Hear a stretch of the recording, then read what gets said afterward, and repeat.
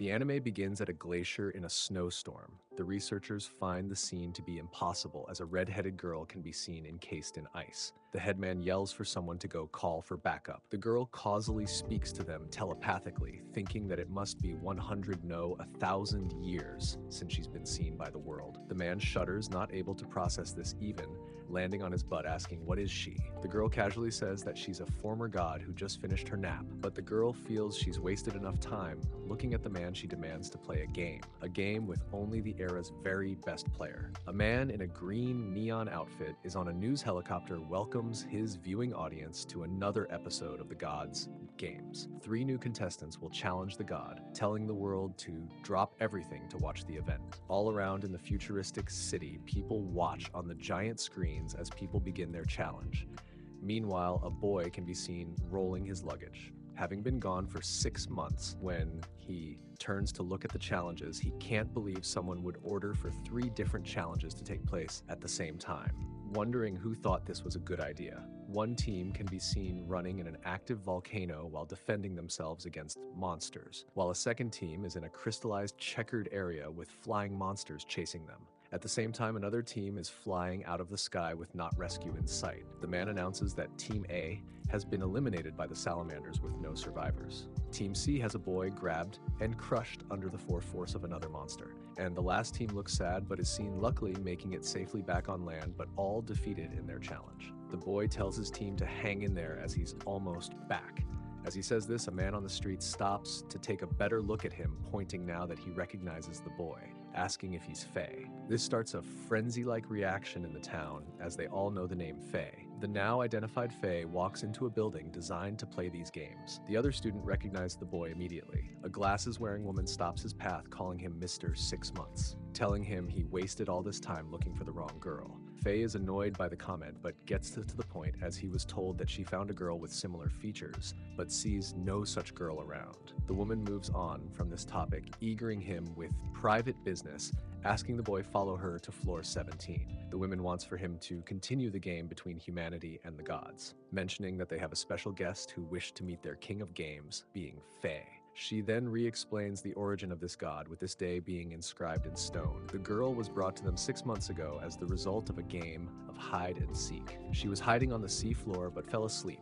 1 ice age later, and she fell asleep for 3,000 years, being a god with 2 avatars, benign dragon and flame. And since on the topic, she warns the boy not to make her mad and be on his best behavior, as even though she claims to have declined in her Goldie powers, she still has the power to turn this city to ash, which makes him question why'd she house such a dangerous person. The door opens and Fay is now tasked with spying on the girl. The businesswoman questions him on the nature on why only he can be tasked with this mission.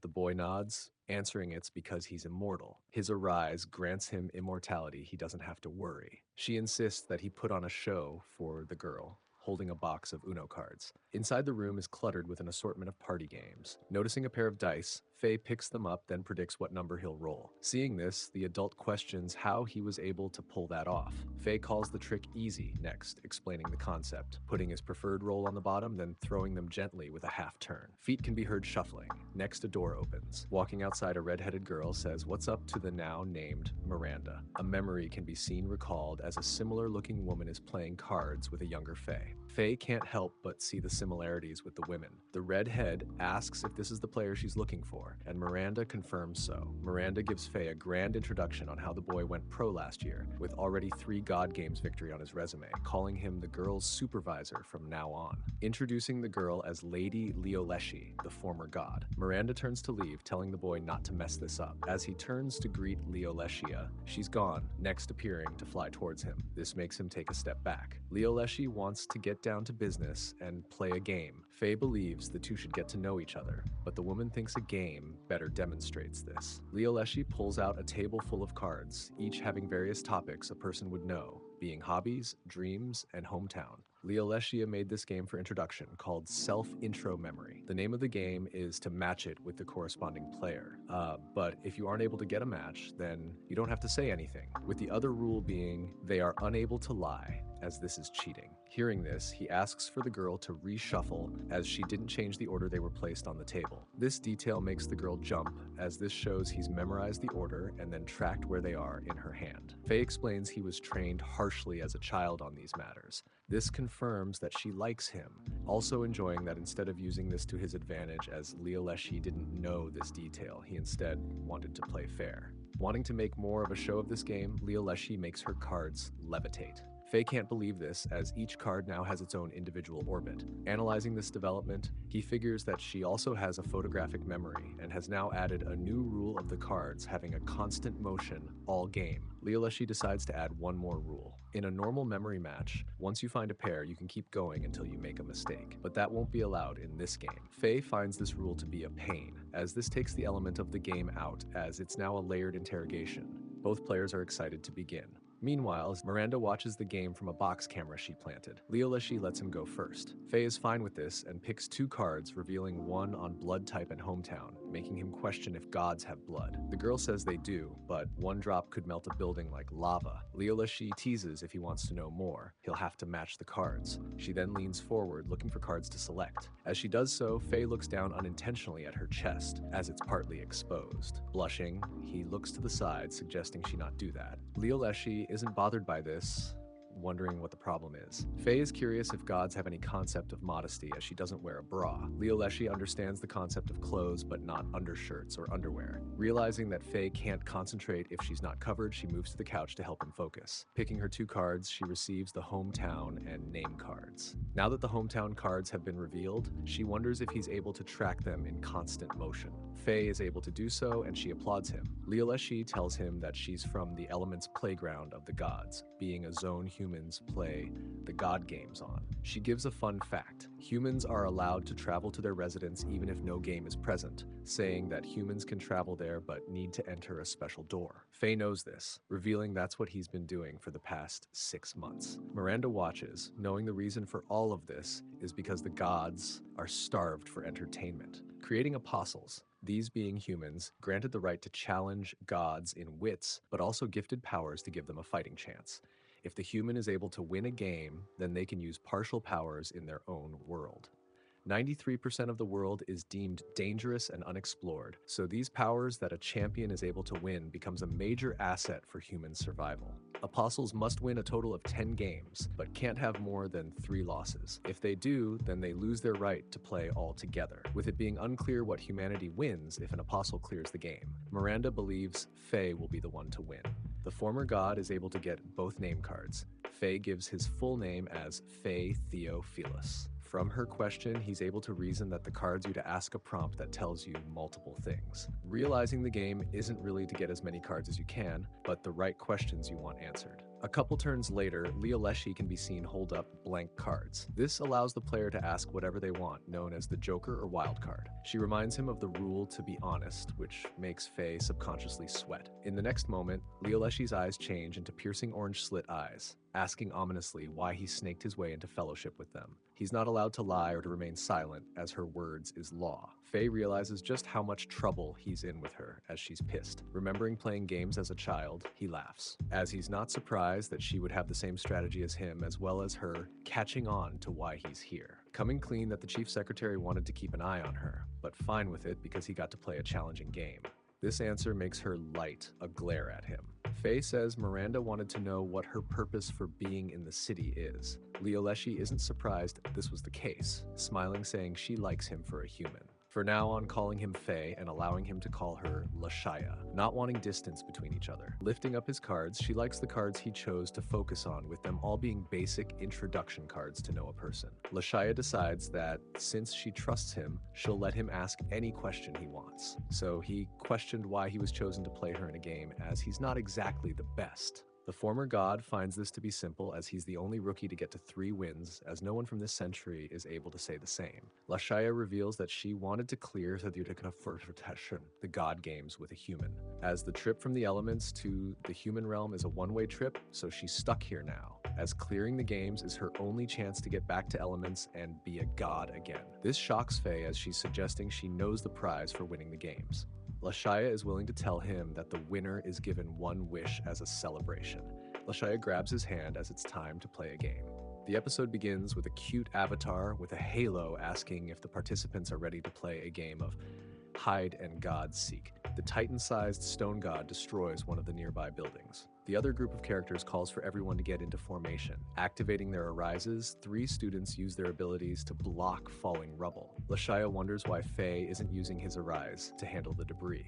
Fay reveals to Leshea that while his abilities prevent him from dying as an immortal, they don't grant him any offensive superpowers. Fay yells for Leshea to get out of the way of incoming rubble, but Leshea blocks it, reminding him that she is still a god, and this is nothing compared to her previous power. She walks forward, teasing Fay by calling his concern for her safety cute. The story then flashes back 10 minutes. We see Leshea and Fay entering the scene where the other apostles notice Fay. One of them, named Asta, wonders why Fay is there since he was supposed to be on a leave of absence. Fay explains that he just returned and was dragged there. The group is surprised to see Leshea with him. She assures them not to freak out, saying she just wants to play games. In this god's game, a meep living within the Titan god's territory appears, announcing that no more participants will be allowed. The apostles release flying cameras to broadcast the game to the public, allowing others to know that a god's game is taking place. Meep notices there are 18 apostles present and begins to explain the game. One of the apostles recalls that the god Titan usually hosts battle games. A girl calculates their probability of winning based on previous game data, only 14%. They think that if it's a battle game, they have nothing to worry about with Lady Leshea on their side. However, Meep announces that God Titan has grown tired of battle games and will be hosting Hide and God Seek this time. Leshea realizes there's more than one way for them to lose. Fay suspects that the conditions for winning won't be simple. Running away likely won't be enough. Meep confirms this, stating that while it's possible to win by running away, they can also lose this way. He concludes the explanation of the rules and gives the apostles a 5-minute head start. The Titan god arrives immediately. Meep then mentions that Lord Titan can't wait any longer, so they won't get a head start. The game begins as Titan attacks one of the buildings. The story then returns to the present where we see the apostles running away from Titan. Titan is right behind them, and the apostles realize they won't be able to outrun him even with their superhuman powers. They scatter to hide in the buildings. Asta thinks she won't be of any help at this rate. The vice captain of the team wonders if they should also hide in the buildings. Asta agrees with the idea and tries to hide, but Fay stops her, which she doesn't appreciate. Fay explains that Titan has a good sense of where each of them is. Titan then locates Asta, stomping on her. This doesn't eliminate her from the game, but her upper body turns red. Her body moves on its own, and she uses her wind magic against her teammates. Fay realizes there are hidden rules in the game. Anyone incapacitated by the god's attacks becomes one of the god's subordinates. Asta, under the influence, uses her wind magic to slam 3 teammates into a wall. Titan stomps on one of them and all 3 change color. Fay wonders what's happening, while Leshea suggests they run because they're not safe. The 2 of them flee, with Fay noting that there are now 5 players on the god's side, including Titan himself. As they run, Titan chases them briefly before shifting his attention to the others. Asta, however, continues to pursue Fay and Leshea. They keep running, but Fay thinks it will be hard to win if Titan manages to get everyone else on his side. Fay gets an idea and Leshea realizes his plan. They hide from Asta, and Fay launches a sneak attack, covering her upper body.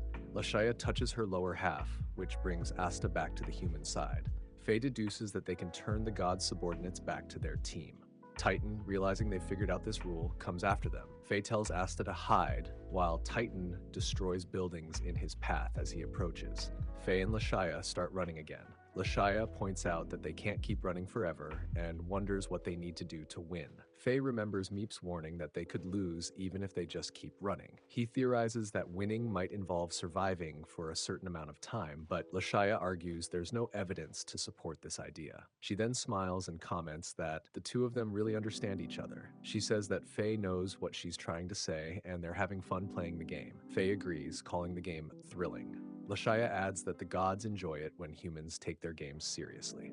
This reminds Fay of the person who taught him how to play games. He mentions that it sucks when they lose, so he wants to win this game. Fay thinks there must be a way to figure out the condition for victory. He then notices that all of the apostles have now turned to the god's side. They chase after Fay and Leshea, trying to turn them as well. Fay and Leshea run into a building and cross a bridge to another. Leshea destroys the bridge, keeping the apostles off their backs for a while. The two of them hide, but Leshea thinks they're going to be trapped like rats if they stay there. Fay mentions they still need to figure out the condition for victory. Leshea states their odds would be better if they had more people on their side. We learn that only Fay, Leshea, and Asta remain on the human side. After thinking hard about how the apostles turned to the god's side, Fay realizes this game is a mix of hide and seek, tag, and another game. Leshea understands which game he's referring to. They consider splitting up, but the other apostles catch up to them. Finally, they decide to split up. The apostles chase Fay, who climbs on top of a building. He notices Titan destroying buildings one by one.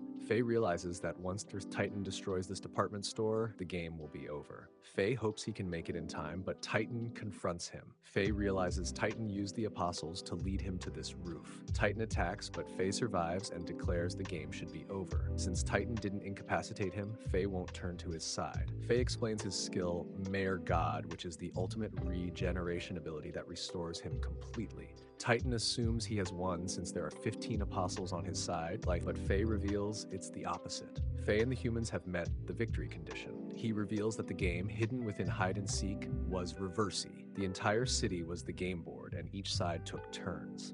Reversi ends when the whole board is a single color, but hide and seek ends when all buildings are destroyed or turned. Leshea points out that now it's about who has more players, humans or God. Fay explains their only way to win was forming a chain. He recalls when Titan touched the vice captain, the two apostles next to him changed sides because Asta had slammed them against a wall to line them up. Fay explains that their goal now is to distract Titan. Leshea and Asta use the same method, using magic to line up the apostles, chasing them. They surround the apostles, turning them to the human side. Now the humans have 10 apostles, while God has only 9. As the building crumbles, Fay states that the humans will win. Titan lifts Fay from the building, but it collapses and the humans secure victory. The scene cuts to Fay talking to Miranda. She tells him that yesterday's match was incredible and has boosted their ratings worldwide. It was over 70% in the city alone, and she wonders how Fay teamed up with Leshea. She states that they seem totally in sync and asks for his thoughts. Fay mentions that it was amazing and they understood each other with a single glance. He states that this must be because she is a god, but Miranda disagrees, saying that this is not the reason. She explains that Leshea was playing by herself when Fay wasn't around because no one else stood a chance against her. This reminds Fay of his younger self. Miranda thinks that the two of them are going to make a great team, and now they are one step closer to completing the God's game. Fay assures her that he will do his best, and Miranda gives him a card. Fay then goes to Leshea's room and notices that she is watching footage from their game. She is analyzing what they could have done differently. Fay discovers that she has already watched it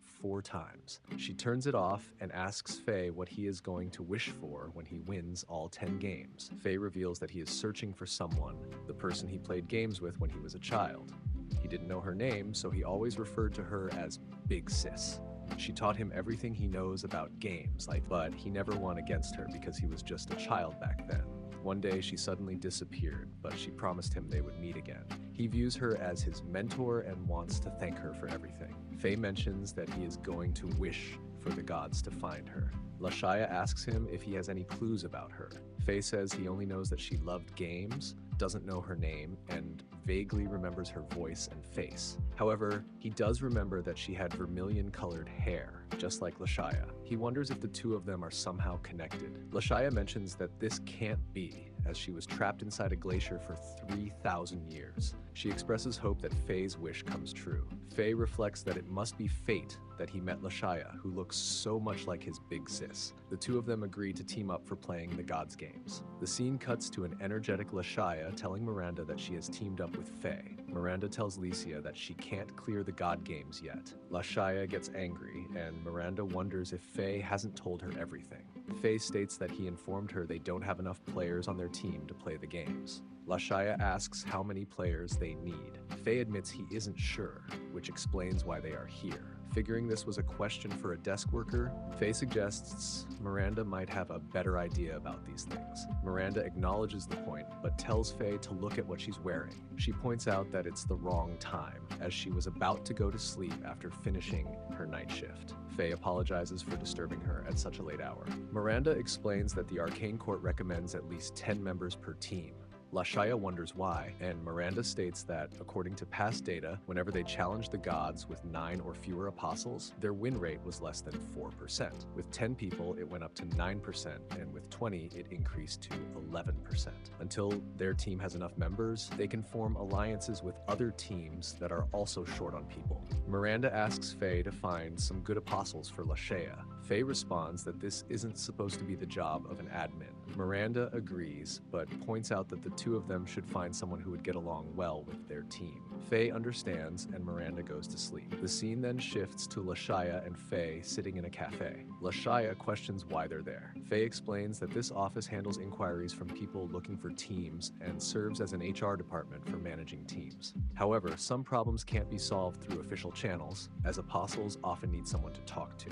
Additionally, some apostles are looking for new teams. Fay mentions that he made an online post inviting potential new members to contact him and come to the cafe, so now he's staking the place out. While they wait, Fay decides to reach out to a few teams to check if they have empty spots. He calls a team named Blaze. The team leader, Arson, answers and notes that it's been a while since they last spoke. Fay asks if he and Leshea can join their team. Arson says they would welcome Fay with open arms, but when Fay mentions Leshea, Arson abruptly hangs up. Fay calls him back, confused about what happened. Arson explains that they can't let Leshea join. Fay asks why, and Arson expresses surprise that Fay doesn't know about the event called the Blood-Soaked God. In a flashback, Arson explains that Leshea, as a former god, can't tolerate anyone making a mockery of the god's game. A certain team had lost to a god, got drunk, and mocked the game. Leshea, who happened to overhear, took offense. Later, all 20 apostles from that team ended up in the hospital. Fay confronts Leshea about it, and she looks away, embarrassed. She tries to defend herself with her god gibberish and claims she only gave them shoulder massages. Fay demands the truth. Arson admits that Leshea is cute and he'd like her on his team, but her personality is problematic. He also jokes that her breasts could be bigger, which makes Leshea furious. Arson cuts the call, leaving Leshea and Fay in an uncomfortable silence. Leshea eventually comments that breasts come in all shapes and sizes, and that men's preferences haven't changed in 3 millennia. She grows increasingly upset, revealing that she's considered burning the entire human world a few times because of such comments. She asks Fay if he approves of her chosen form, emphasizing her point by shaking her chest. Fay reassures her that she looks great. He then asks if she'd mind having a female captain. Leshea wonders if the captain's breasts are smaller than hers. Fay, exasperated, says he has no idea, but adds that the next team he's contacting has an excellent game analyst. Leshea asks what game analysts do, and Fay explains that they analyze games and develop strategies to beat them. He adds that every team has at least one analyst and a coach. Fay contacts Yuki and asks if he can join her team, the Black Rose. She mentions they would be happy to have him, but when he asks if Leshea can join as well, Yuki screams traumatically and abruptly ends the call. Fay begins to sense a pattern and asks Leshea if she has done something to upset Yuki. Leshea, visibly flustered, starts speaking like a medieval jester and explains that for the past 6 months, she had been bored and decided to practice battle games with humans in the underground Colosseum. Her first opponent was Yuki, and since she didn't know how to hold back at the time, she used her full power. "Imagine the hottest eternal fire burning you," Leshea says. Fay yells, realizing she had traumatized Yuki. Leshea explains that she visited Yuki in the hospital to apologize, but Yuki screamed and passed out upon seeing her. Fay, surprised, comments that they won't have much luck joining existing teams at this rate. Leshea apologizes, explaining she only wanted to learn more about humans. Fay reassures her, saying he already knows this, pointing out her collection of single-player board games and human physiology books. He comments that her books are ancient and likely out of touch with modern thinking. He suggests they create their own team if they can't join an existing one. Fay proposes finding people who share their passion for games and possess useful skills. Just then, a girl arrives using her teleportation skill. Leshea asks Fay if he knows her, but he doesn't. Leshea speculates that the girl must have come from the upper floors, which is quite a distance. Fay notes that with such a convenient movement skill, many teams would likely invite her to join. They follow the girl and discover she wants to retire from God's games. Leshea, excited, burns her resignation letter, prompting the girl, Pearl Diamond, to ask what she's doing. Pearl then notices the two people in front of her are the dragon god and the big shot rookie apostle. Shocked, she apologizes for her rudeness and says she still plans to retire. Fay states that they want to stop her from retiring, explaining they're looking for teammates. Pearl promptly refuses. Fay smiles and asks her to at least hear him out, offering to treat her to parfait. Intrigued, Pearl agrees. The scene cuts to Pearl eating a parfait. She introduces herself and reveals she has 1 win and 1 loss in God's games. After 1 bite, she exclaims she's in heaven. Fay asks if she has teleportation abilities, and Pearl explains her skill. Wandering allows her to jump entire floors. Fay notes how powerful her ability is, given her record of 1 loss, and questions why she's retiring. He checks the database for information about Pearl and reflects on how God's games are like a job for apostles, who train as hard as athletes and are treated like idols. Many become celebrities, signing autographs and gaining fame. However, losing 3 times means it's over for them, which is why everyone works so hard to win. Fay finds it strange that Pearl is quitting after just 1 loss. He also notices Pearl has eaten 35 servings of parfait. Finally, Fay asks if her decision to retire is connected to her last game. Pearl explains that during her last match, she switched positions with her captain at a critical moment, causing her team to lose. Fay states that her movement ability must not be normal if she can change places with someone else. Pearl mentions that this is called shift change, and Fay is surprised to learn she can use 2 different movement skills. Pearl explains that the rule of that particular game was to protect the leader, and Fay realizes that she hates herself for causing her team to lose. Pearl admits that she panicked and used her powers without thinking. Fay responds that while she might have lost because of her misuse of power, she must have also saved her team with those powers at least once. Pearl then states that she couldn't live up to her team's expectations. She explains that shift change is not as powerful as people think. She adds that a teammate had to retire after losing 3 times, and the 1 match she did win was only because her team was good. Leshea tells her that she is underestimating the God's game, and points out that a team can't win if one of their members is holding them back. She assures Pearl that it's fine to make mistakes, and even if they lose because of her, the team won't blame her. Leshea asks Pearl to consider joining their team, but Pearl refuses and uses her teleport ability to run away. Leshea then asks Fay if they should look for someone else. Fay remembers the girl who taught him to play games and how she said they should enjoy the games. This thought makes him determined not to give up on Pearl. He decides to speak to her at her dorm room. Leshea wonders if this determination is because Pearl's teleport ability is convenient, but Fay shakes his head and says that if Pearl quits now, she will be scared of the games for the rest of her life, which would be a waste. The scene shifts to the female dorms. When they reach Pearl's room, they notice the door is open and wonder if she has already moved out. Fay blushes as they find Pearl changing. Pearl becomes embarrassed, and Leshea drops to her knees in defeat as she realizes Pearl's breasts are enormous. Humiliated but refusing to accept this defeat, Leshea uses her God's Eye ability to challenge Pearl for half of her chest size. Later, the 3 of them talk again. Pearl explains that she assumed her door was locked and usually used her ability to get in and out. Fay apologizes for invading her privacy. Pearl then says she wouldn't be a good fit for Fay's team and would only hold them back. Fay notices some snacks in her room, and Pearl mentions she had tried to give them to her teammates as an apology, but they didn't accept them. She adds that the captain was out at the time. Pearl admits she can't blame them since they lost because of her. Leshea tells Pearl that her teammates are clueless, explaining that winning and losing doesn't matter in the God's game. It's about whether or not you had fun. Pearl says she is happy to hear this, but still feels she can't do anything about the situation.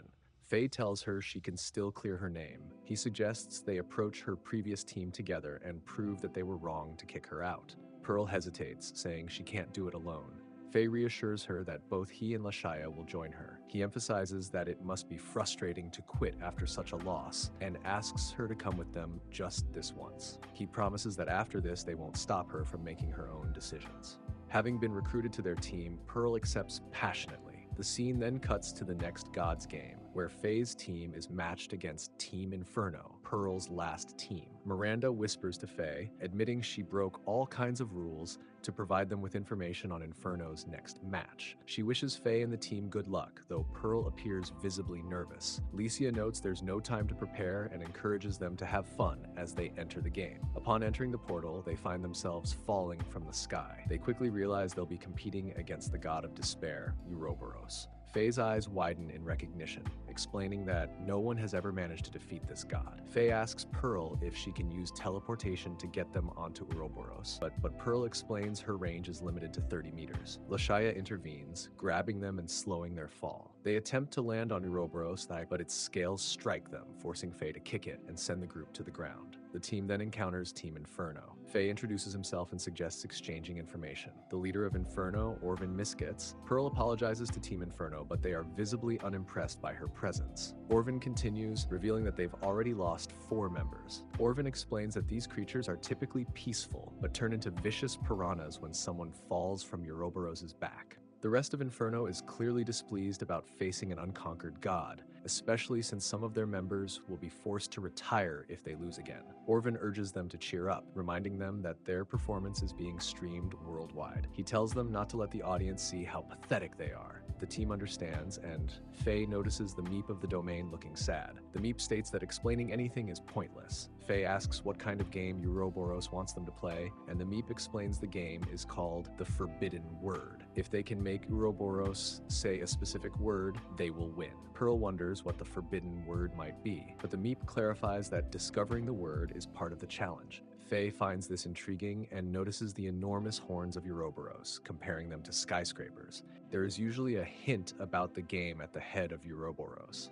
The participants then get surrounded by a field of electricity. The Meep informs them that they have triggered a random trap and won't be able to escape unless they find the forbidden word. Leshea starts saying random words that she thinks could be the forbidden word, explaining that the words aren't entirely random. They must be related to the game. However, none of her guesses are correct. Meep then mentions that he forgot to tell them the forbidden word is something they've said several times since the start of the game. Electricity begins crackling at a more rapid pace, and the apostles start shouting words in panic. Faya realizes the word must be ouch, as they've all said it at least once since arriving in this place. The electric field disappears, and Faya concludes they'll have to make the god say ouch. He suggests they'll need a reason to force Uroboros to react. Orvin instructs the apostles on his team to focus their powers on a single point, but their combined attack also fails. Leshea declares that she will go next. She uses all her power to punch Uroboros, summoning her godly flames. Although her attack releases an intense burst of energy, it doesn't harm the god. Instead, the resulting wind from her punch sends some of the apostles flying, eliminating them from the game. Leshea apologizes for this, and Orvin accepts her apology, surprised that even her power couldn't make Uroboros say, ouch. Fay states they won't clear this challenge unless they figure out a way to make Uroboros react. The Meep mentions another detail he forgot to share, a hidden rule. This infuriates the Inferno team, but Fay insists the Meep explain the rule now. Meep reveals that triggering one hidden rule could allow them to momentarily exploit another opportunity. Meanwhile, Pearl notices Leviathans approaching and concludes they must be working with Uroboros. Fay remarks that it makes sense since the Leviathans would see them as prey. Pearl panics, yelling that she doesn't want to be eaten, and presses herself against Fay in fear. Seeing Pearl cling to Fay makes Leshea angry. She accuses Fay of being like men from ancient times, obsessed with a young maiden's ample valley. Leshea pulls Pearl away, admonishing her to prove herself before Inferno instead of whining. Motivated by Leshea's words, Pearl and Leshea agree they should explore the area further. The group heads to the tail of Uroboros, where they notice a suspicious-looking scale. Pearl concludes it must be Uroboros' weak point, believing it's the key to making the gods say, ouch. She devises a plan to strike the scale with all their strength. Fay disagrees, wanting her to listen to his theory, but Pearl pushes ahead with her analysis. Before Fay can explain why, Inferno arrives. Orvin asks Pearl what she's doing. Pearl responds that she's going to win the game. She punches the scale, causing it to glow red. It attacks them with a laser, forcing Leshea to save him. Fay and his team manage to survive, but a few members of Inferno are eliminated. Orvin states that this must have been a trap, blaming Pearl's carelessness for the loss of more people. Pearl defends herself, explaining that she only wanted to be useful. Fay cheers her up, stating that he might have done something similar since theories need to be tested in order to win. He believes they need to experiment further to uncover the hidden rules, as blaming each other won't help. Fay confronts Captain Orvin, questioning why an unbeatable god would set a trap to eliminate just a few players. Instead, he believes this is a key to winning the game. One Inferno member, still angry over the loss of his teammates, insists it wasn't just a trap. Fay counters, arguing that compared to the number of members they brought, losing 4 people is a relatively small loss. Leshea mentions it is strange that all the beams missed, suggesting this might have been something disguised to look like a trap. One Inferno member claims the game is impossible to clear. Another suggests surrendering. Orvin disagrees, pointing out that some members have already lost 2 games and surrendering isn't an option for them. Another member blames Pearl for their previous loss, insinuating her incompetence. They argue that if they hadn't lost last time, they could afford to lose now and go home. Leshea, angered, demands they stop or she will eliminate them all if they're so desperate to leave. The complaining members are frightened and beg her not to get involved, claiming it isn't her business. Leshea calms down, calling them idiots for not taking the game seriously and for refusing to set aside their grievances with Pearl to focus on playing. She scolds them for ruining the fun of an otherwise awesome game. One Inferno member claims it's impossible to enjoy this game, but Leshea points to Fay, who has been strategizing the entire time. Fay announces his plan. He's going to provoke Uroboros into attacking them again. Orvin is incredulous, asking if Fay is serious. Fay acknowledges that there will be more casualties, but he is confident they can secure victory afterward. He advises everyone to keep watching, even if they are sent back to the real world. He then instructs Leshea to strike the scale with all her power. Leshea obeys, hitting the scale with everything she has. Uroboros retaliates with a massive laser, wiping out everyone except Fay's group. This confirms Fay's theory. Taking Pearl's hand, he jumps off the dragon onto the top of a leviathan. Meep congratulates them on being the first to reach this phase. Leshea smirks, saying all they need to do now is make Uroboros say, "Ouch."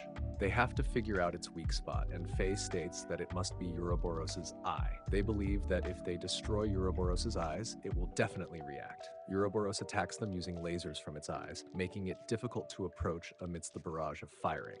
Fay thinks they need a way to avoid the lasers and asks Leshea to handle the rest. Leshea winks and makes her way toward the creature's eyes, skillfully dodging the lasers. Fay then whispers something to Pearl, telling her they need to carry out the plan with perfect timing. He jumps onto another leviathan, and afterward, Leshea attacks Uroboros' eyes. However, she only manages to break the barrier surrounding them, and Uroboros retaliates by hitting her with its laser.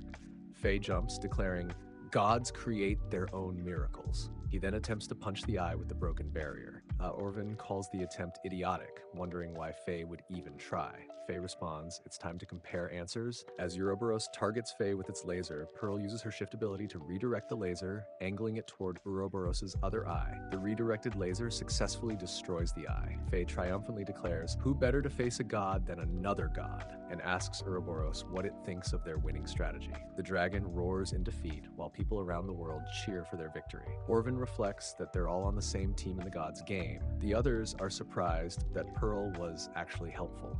Orvin acknowledges that she has redeemed herself for her earlier mistake. Suddenly, Uroboros reveals her human form to Fay and the others, sporting an injured eye. She smiles, impressed by the small humans, and offers them the eye they destroyed as a prize. Pearl identifies it as a god's diadem. When Fay asks what it can do, Pearl explains that the eye allows them to challenge Uroboros to a game anytime. This revelation excites Fay and Leshea, but Uroboros warns that the next game will be 100 times harder than this one. On an ancient grassland, a girl runs toward a mystical tower while spherical eyes hover around it. The eyes of the tower open, firing a laser at the panting girl. The purple-haired girl wakes up frantically, huffing rapidly and sweating. On her TV, it shows she had been watching the recent Gods game. She assumes she left the TV on. Looking at Fay, she gasps, recalling his name from somewhere. She recognizes him as the ultimate rookie of the Gods game, Fay. She listens to Fay's monologue that day as he speaks to Uroboros, declaring, "Gods only smile on those who are able to create their own miracles." As Fay poses for the camera with his team, she feels inspired by his charismatic words and performance. She blushes, unable to believe someone could play the Gods game with such skill and confidence. The girl, now named Nell, feels a newfound determination. Swearing to herself, Nell Reckless vows to devote her life to Fay. The intro then cuts to Leshea yelling and pouting because she wants to play another game. She assumes that's why they brought Pearl, pointing at her team to emphasize her argument. Their last performance had been a dramatic display. Miranda sweat drops but explains there's more to it, turning on her TV to demonstrate. Leshea, confused, doesn't understand what she's looking at. Miranda reveals 4 lists of dive quests for all the divine gates their branch office received. She explains that the gate schedules are already booked solid, with the shortest wait time being a month. Miranda tries not to provoke her, but explains that Leshea and Fay are responsible for the delays. This confuses Leshea further until Miranda reminds her of their victory against Uroboros, a feat thought impossible. Their miracle inspired countless people, flooding the gates with new players hoping to achieve their own victories. Their team has fundamentally changed how humanity views the game. Leshea, understanding, walks away resigned to the situation. Grabbing Pearl, she declares her intention to head to a dive station and take one by force. Pearl is shocked and tries to restrain Leshea, reminding her that stealing is wrong. Left alone, Fay speaks candidly, admitting that Miranda's approach is risky. If Leshea has to wait a month, she'll lose her mind, and he wouldn't want to wait that long either. Fay asks if there's a way to resolve the situation. Miranda smiles and says there is. Miranda directs Fay's attention to her monitor. In the next scene, the setting sun casts its glow across a desert populated by dinosaurs. A speeding train rushes across the horizon.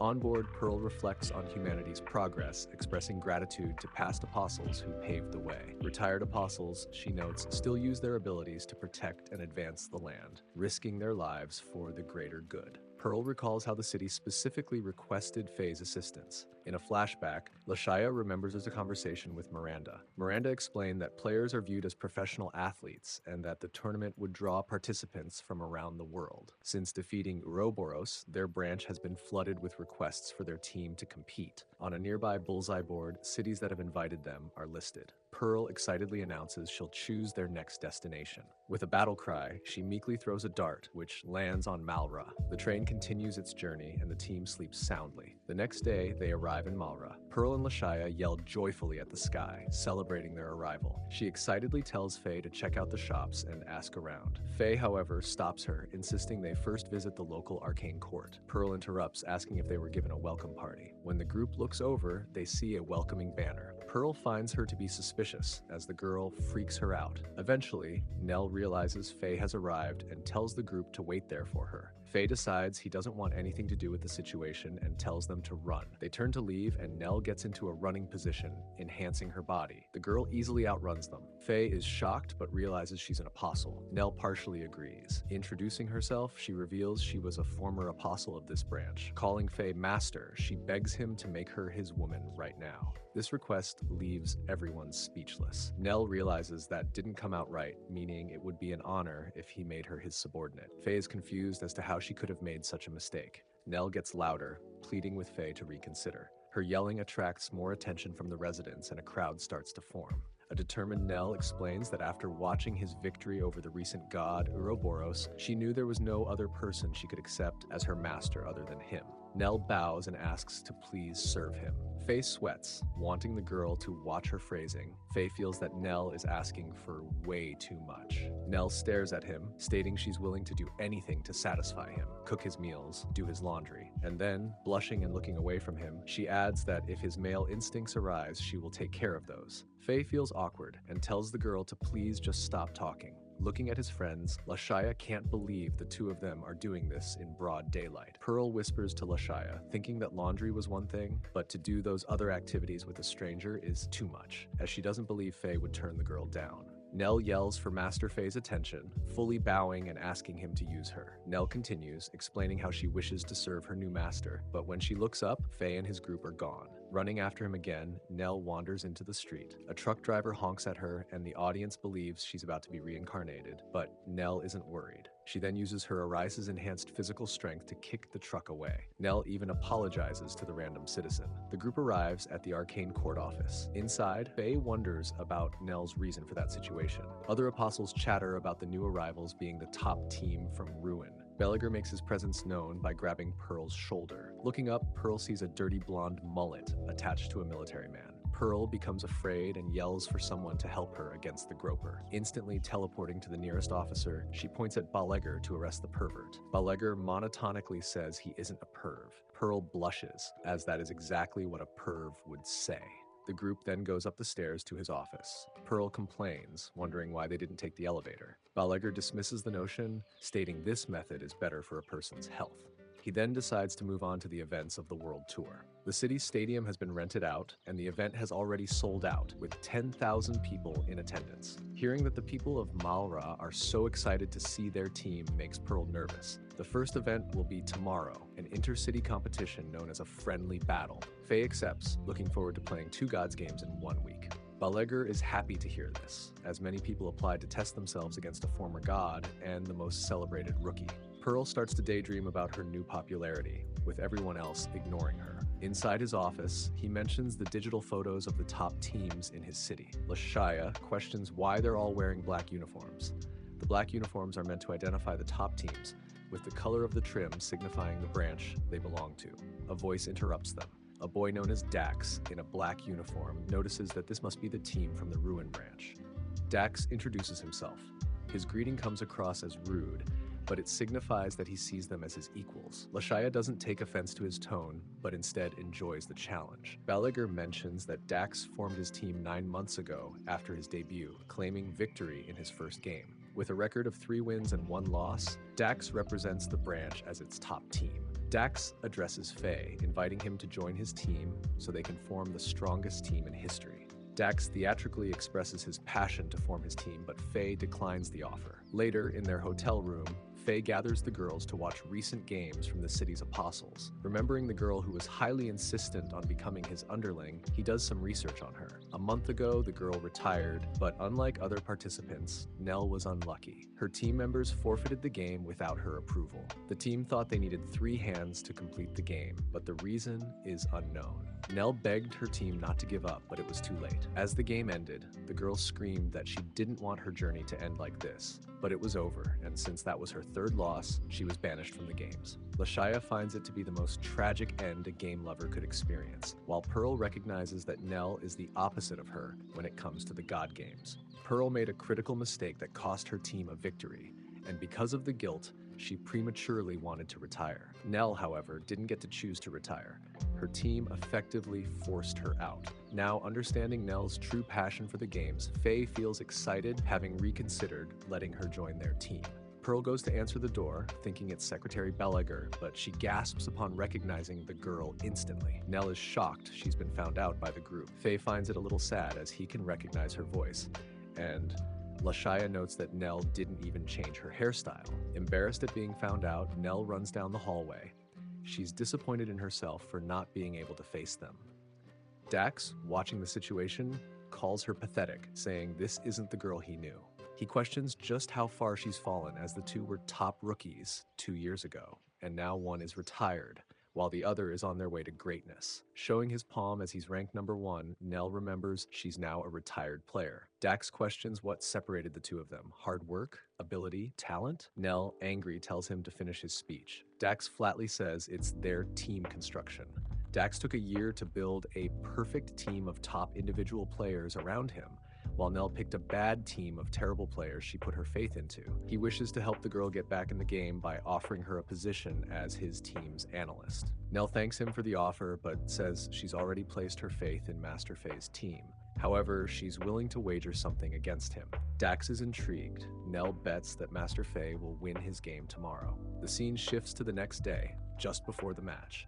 The group hears footsteps and turns to see Nell running toward them. She takes a moment to catch her breath and then reminds Master Fay that he'll be playing against Dax in the match. She believes in his victory, but she knows Fay will be tested. Gripping his palm, he says he has to win, but he stops himself, not wanting to tell him the consequences. She urgently mentions one more time that he must win, and she'll be cheering from the stands. Inside the arena, Fay and Dax face off. The game is chosen at random to keep it fair. The 3D operator selects Sugoroku. A crowd of cheering people can be heard outside the stadium arena. Pearl notes that this is the 3rd version of Sugoroku, which doesn't use dice. Fay confirms this, adding that it's the card version of the game.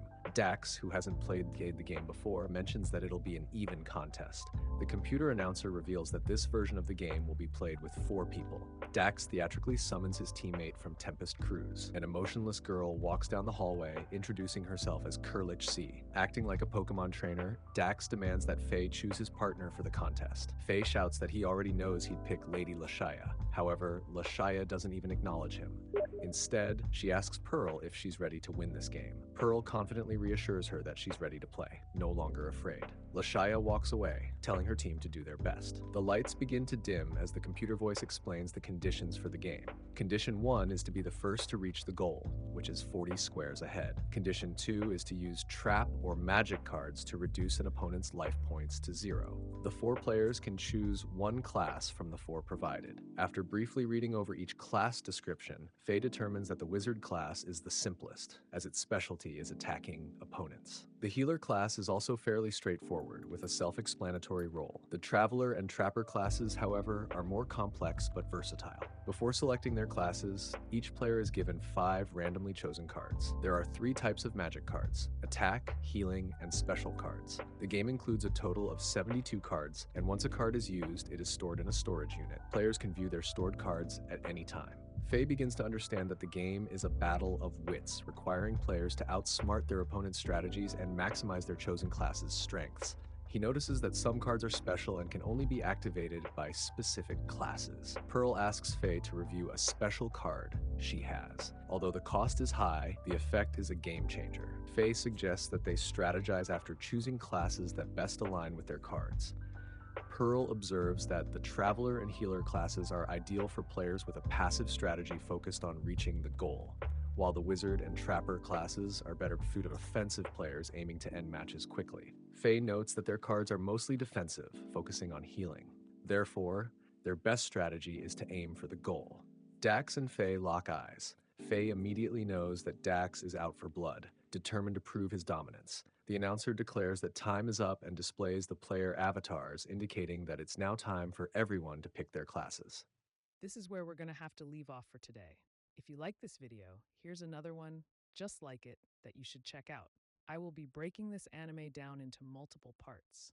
Now, if you liked this video, make sure to like the video. Why not subscribe? I'll be uploading daily videos like this one. I'll see you next time.